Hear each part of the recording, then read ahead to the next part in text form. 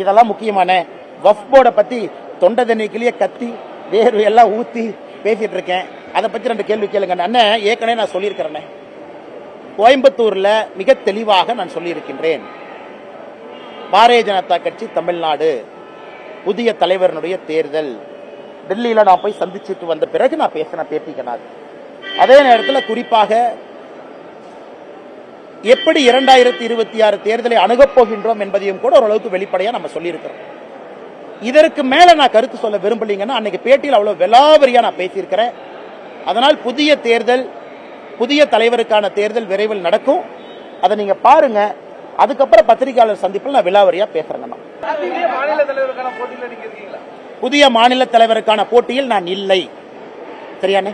அடுத்தது அது ஏன் இன்னைக்கு நாளைக்கு நீங்க அப்படியே ஒரு நியூஸை போட்டு அண்ணாமலை டெல்லி போறாரு, அண்ணாமலை இவரை கை காட்டினாரு, அண்ணாமலை இவரை கை காட்டல, இந்த எந்த வம்பு சண்டைக்கு நான் வரலீங்கன்னா நான் போட்டியில் இல்லை.